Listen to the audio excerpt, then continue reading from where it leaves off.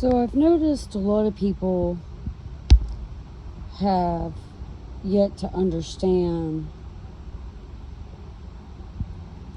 how redemption occurs, because sins, plural, versus sin, singular, simplicity.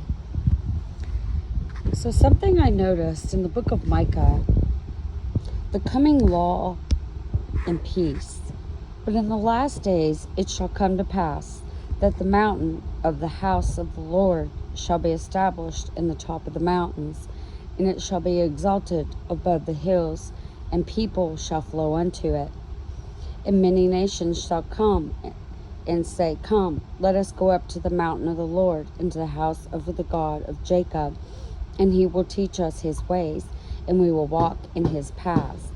For the law shall go forth of Zion, and the word of the Lord from Jerusalem. Remember, these words have meaning. It's not physical anymore. And he shall judge among many people and rebuke nations, strong nations, afar off. They shall beat their swords into plowshares and their spears into pruning hooks. Nation shall not lift up sword against nation, neither shall they learn war any more. But they shall sit every man under his vine and under his fig tree, and none shall make them afraid. For the mouth of the Lord of hosts hath spoken it. For all the people will walk, every one in the name of his God, and we will walk in the name of the Lord our God forever and ever. In that day, saith the Lord, will I assemble her that halteth, and will gather her that is driven out, and her that I have afflicted, and I will make her that halted a remnant, and her that was cast far off a strong nation, and the Lord shall reign over them in Mount Zion henceforth forever. Remember, his kingdom is ever enduring. And thou, O tower of the flock, the stronghold of the daughter of Zion, unto thee shall it come, even the first dominion, the first love. The kingdom shall come to the daughter of Jerusalem, which is the city of peace. Now why dost thou cry aloud? Is there no king in thee? Is thy counselor perished? For pangs have taken thee as a woman in travail, being in pain and labor to bring forth, O daughter of Zion, like a woman in travail. For now shalt thou go forth out of the city, and thou shalt dwell in the field, and thou shalt even go to Babylon, and thou shalt be delivered. The Lord shall redeem thee from the hand of thine enemies. Now also many nations are gathered against thee, that say, Let her be defiled, and let our eye look upon Zion. But they know not the thoughts of the Lord, neither understand they his counsel, for he shall gather them as the sheaves onto the floor. Arise and thresh, O daughter of Zion, for I will make thine horn iron, and I will make thy hooves brass. And thou shalt beat to pieces many peoples, and I will consecrate their gain unto the Lord, and their substance unto the Lord of the whole earth. Now, when it talks about beating to pieces many people, it's not talking physical. It's a play on words, metaphor. You can't see the fleshly, beastly nature. You have to seek the hidden meanings, the pearls of great price, because this right here would say it's okay, but that's not in love. It's a figure of speech. The coming ruler in his reign. Now gather thyself in troops, O daughter of troops. He hath placed siege against us. They shall smite the judge of Israel with the rod upon the cheek. But thou, Bethlehem, Ephrath, though thou be little among thousands of Judah, yet out of thee shall he come forth unto me, that is to be ruler in Israel. Israel means God prevails. not the physical land that they say, look over here, don't look over there, whose going forth have been from old, from everlasting. Therefore he will give them up until the time that which she travaileth hath brought forth, and the remnant of his brethren shall return unto the children of God prevails. And he shall stand and feed in strength of the Lord, in the majesty of the name of the Lord his God, and they shall abide. For now shall he be great unto the ends of the earth, and this man shall be the peace, when the Assyrians shall come into our land, and when he shall tread in our palaces, then we shall raise against him 7 shepherds and 8 principal men. Remember, numbers with God, they have hidden meaning. And they shall waste the land of Assyria with the sword, and the land of Nimrod with the entrances thereof. And thus shall he deliver us from the Assyrian when he cometh into our land, and when he treadeth within our borders. And the remnant of Jacob shall be in the midst of many people, as dew from the Lord, and as the shower upon grass, that tarrieth not for man, nor waiteth for the sons of men. And the remnant of Jacob shall be among the Gentiles in the midst of many peoples, as a lion in the beast of the forest, as a young lion among the flocks of the sheep, who, if he go through, both treadeth down and teareth to pieces, and none can deliver. Thine hand shall be lifted up upon thine adversaries, and all thine enemies shall be cut off. And it shall come to pass in that day, saith the Lord, I will cut off thy horses out of the midst of thee, and I will destroy thy chariots, and I will cut off the cities of thy land, and throw down all the strongholds, and I will cut off witchcrafts out of thine hand, and thou shalt no more have no more soothsayers. Thy graven images also will I cut off, and thy standing images out of the midst of thee, and thou shalt no more worship the work of thine hands, thine own hands. And I will pluck out the groves out of the midst of thee. So I will destroy thy cities, and I will execute vengeance and anger and fury upon the heathen, such as they have never heard. Daniel saw this vision, and he fainted. It's bittersweet. You know, it's bitter to the stomach, sweet to the mouth, because you see. But once you digest what has to happen, it's bitter. God's complaint. Hear ye now what the Lord saith. Arise thou, contend thou before the mountains, and let the hills hear thy voice. Hear ye, O mountains, the Lord's controversy, and ye strong foundations of the earth. For the Lord hath a controversy with his people, and he will plead with Israel. O my people, what have I done unto thee, and wherein have I wearied thee? Testify against me, for I brought thee up out of the land of Egypt, which means the land of Copts, and have redeemed thee out of the house of the servants. And I have set before thee Moses, Aaron, and Miriam. O my people, remember now what Balak the king of Moab consulted, and what Balaam the son of Beor answered him from Shittim unto Gilgal, that you may know the righteousness of the Lord, wherewith I come before the Lord, and bow myself before the high God. Shall I come before him with burnt offerings, with calves of a year old? Will the Lord be pleased with 1,000 of rams, or with 10,000s of rivers of oil? Shall I give my firstborn for my transgression, the fruit of my body for the sin of my soul?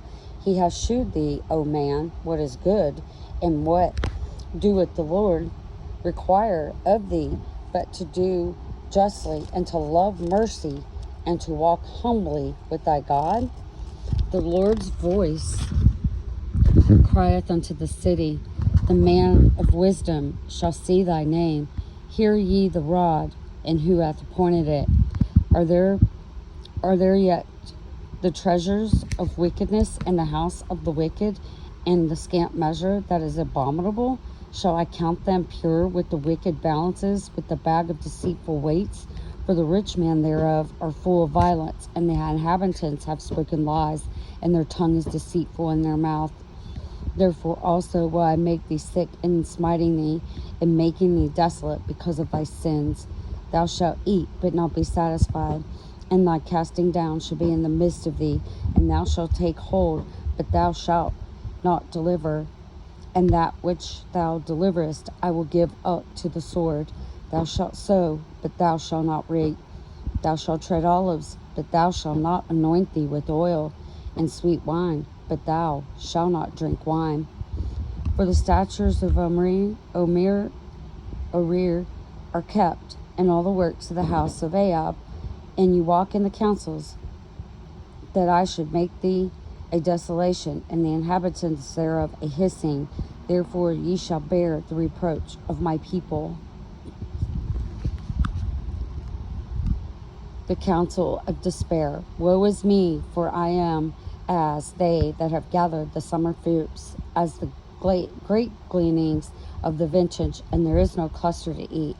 My soul desireth the first ripe fig or fruit, and the good man is perished out of the earth, and there is none upright among men. They all lie in waiting for blood, and they hunt every man his brother with a net, that they may do evil with both hands earnestly. The prince asketh, and the judge asketh for reward, and the great man, he uttereth his mischievous desire, so they wrap it up. The best of them is as a briar, the most upright is sharper than a thorn hedge. The day of thy watchmen thy visitation cometh, now shall be their perplexity. Trust not in a friend, put ye not confidence in a guide. Keep the doors of thy mouth from her that lieth in thy bosom. For the son dishonoreth the father, and the daughter riseth up against her mother, and the daughter-in-law against her mother-in-law. And a man's enemies are the men of his own household, or her own house. Therefore I will look unto the Lord. I will wait for the God of my salvation, and my God will hear me. Rejoiceth not again in me, O my enemy. When I fall, I shall arise. When I sit in darkness, the Lord shall be light unto me. I will bear the indignation of the Lord, because I have sinned against him, until he pleadeth my cause and execute judgment for me. He will bring me forth to the light, and I shall behold his righteousness. Then she that is my enemy shall see it, and shame shall cover her, which saith unto me, Where is the Lord thy God? My eyes shall behold her. Now shall she be trodden down as the mire of the streets. In the day of thy walls are to be built. In the day shall the decree be far removed.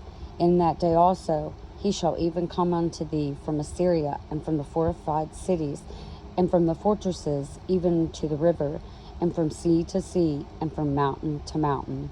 Notwithstanding, the land shall be desolate because of them that dwell therein, and for the fruit of their doings. Feed thy people with the rod of the flock of thine heritage, which dwell solitary in the wood, in the midst of Carmel. Let them feed in Bashan and Gilead, as the days of old. According to the days of the coming out of the land of Egypt, I will shew unto him marvelous things. The nations shall see and be confounded in all their might. They shall lay their hand upon their mouth, and their ears shall be deaf. They show us with the monkeys. And this confounding, I'm seeing that now is, for these days, is more like the land of confusion. They don't even know what they're doing anymore. They're being left. And being confounded of these days is the confusion that they have. They shall lick the dust like a serpent. They shall move out of their holes like worms of the earth. They shall be afraid of the Lord our God, and shall fear because of thee. Who is like God unto thee, that pardoneth iniquity, and passeth by transgression of the remnant of his heritage? He retaineth not his anger forever, because he delighteth in mercy. He will turn again, he will have compassion on us. He will subdue our iniquities, and thou wilt cast all their sins into the depths of the sea.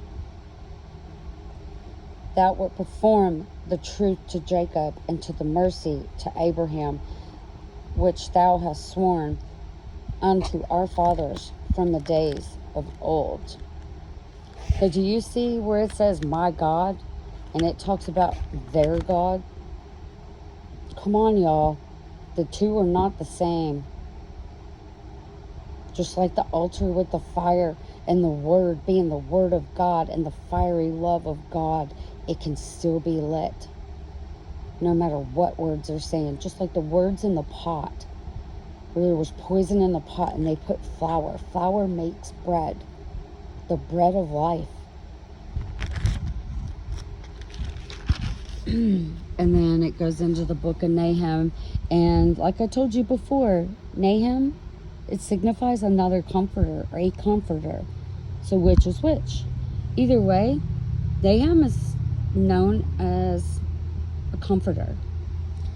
So knowing all of that, this was something I had worked on, and it's talking about being grounded in the promise. And in Strong's 555 Hebrew, omet, stronger, courageous, strength, inner fortitude, moral courage, and resilient courage with steady perseverance that enables the righteous to keep moving forward in the midst of severe affliction. The servant is no better than the master. Job 17:9, those with clean hands will grow strong. True righteousness is never static, but presses on and intensifies under trial. Ethically pure, gaining fresh strength, a benchmark for faith that rejects to succumb to despair.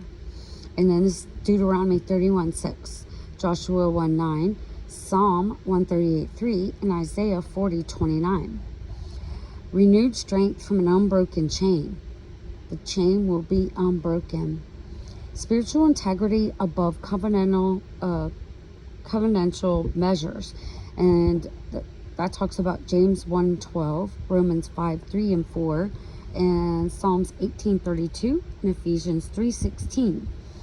Well, if you want to talk about omets, well then we have amets, which is Greek in 555, putting off, removal, disarmed, take off clothes, wholly put away from oneself, lay aside.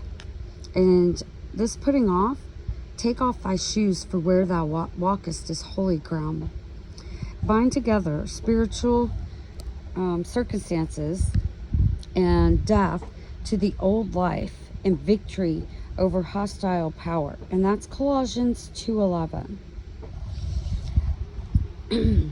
So, God's vengeance, Matthew 27:52, speaks the tomb's opening, and the tomb in Strong's 34:19 is a cave. Open your mouth, look in the mirror. There's your cave. Grave, sepulcher, monument, a remembrance, a place of interment to keep in memory. And that one's in Strong's 43:51, if you want to do more study on it. Primary interment, a body wrapped in linen with spices laid on the rock shelf inside for the family tomb. And that's John 19:40. Secondary interment is after decomposition, bones placed in ossuaries. So if you think of decom, breaking down a position. And then you have whitewashing. Tombs entrances whitewashed before Passover to prevent ritual defilement. And that's Matthew 23:27 and John 11:5 as a witness. Well, if you think about this, you see the whitewashed walls, and this was before the Passover. Well, they washed themselves, their whitewashed tombs, because it's only outward appearance. It's inward is what God's looking for. Sealing, a round stone rolled against an opening and sometimes bound with cords and sealed with wax. Mark 16:3. You gotta think, sealed, signed, and delivered with wax. It's the king's mark. You melt wax with a candle in the old days, and you would pour it on what you want to seal. And then the king had his own marking, and he would press it into that hot. And when it cooled, it left the king's seal. So they know which king it was from. Synoptic witness is condemnation of hypocrisy. Woe to you, for you build the tombs of the prophets. Matthew 23:29. The tomb becomes a moral metaphor, outwardly beautiful, inwardly full of dead man's bones. Matthew 23:27. Have you ever talked to somebody who outwardly just looked beautiful or, was really handsome, but inwardly when you talked to them, you were like, oh my gosh, what you saw on the surface, judging a book by its cover, but you didn't read the book.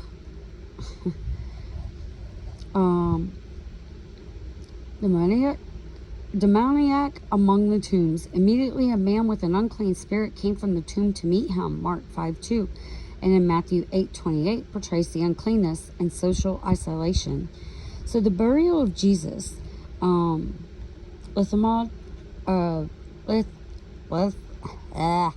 Lethem is outer increase. Joseph is of Arthemia, refers to 4 places, high or exalted. And they laid him in the tomb and cut off the robe. Mark 15:46. enabling the public verification of his death and subsequent miracle of the empty tomb. They guarded it because they didn't want them to say they removed him and that he was alive, when they thought, well, we'll put somebody guard there. That way, when he does arise and there's an empty tomb and nothing comes out, we'll know it's true. Some aren't going to have empty tombs, guys. The resurrection discovery. They found the stone rolled away from the tomb in Luke 24:2, highlighting the divine intervention in history. Well, and then, he tells us to remember, in Strong's 34:20, mind, remember, remembrance, mind, memory, a lasting memory, a vital that binds past revelation, present obedience, and future hope. And this is remembrance of the Lord's Supper, Luke 22:19. And this Lord's Supper is where we read the Word of God, the Word, and it feeds us. It feeds our spirit, our soul. So something I was talking about, where we were talking about Abeth and Obadiah, when I brought it up, I wanted to do some remembering here with stuff, but I also found something else interesting that can build on what we already know about it if you've seen previous videos. And in Strong's 56:86 is to weave, to interlace, to bind, wrap up, to weave together. Also to pervert. It's twofold. You can see, it could be double good, or it can be the difference between good and evil, because these days people don't know their right hand from their left. They've become using both hands for the same thing. And it's deliberate twisting or braiding of strands into a single cord, which is your moral conduct. Individuals who should uphold righteousness intertwine their wills and resources in order to carry out evil schemes, binding themselves as if it were into a single rope of sin, rejection of God the Creator. And then in Micah 7:3, both hands are skilled at evil. The prince demands a bribe, the judge paid off, the powerful dictate what they desire, and they all conspire together. Right there. So God uses their twisted plot to accomplish the straightest path of redemption. What human hands weave for evil, God overrules for salvation. And that's in Acts 2:23-24. In prophetic courage, like Micah, believers are called to speak the truth, to intertwine powers, trusting the Lord for vindication. And that's in Micah 7:7 that we just read. So what man does for self and not for God, God will use it for his ultimate plan. And God's bridegroom, for they're married, rules and reigns. You can't see it till you see it. And that's why you pray for your enemies and do good unto them who despitefully use you. Because how else are they going to know the love of God? To overrule for salvation. And you know, this happened back in the day, in the old days, with, you know, when Jonah was told to go preach to Nineveh and they repented. And God turned it around for them. And then Jonah was covered by a gourd for shade in the heat. But then he complained because he was watching, wanting that physical destruction. That wasn't God's plan. God overruled for salvation. It's the ultimate plan.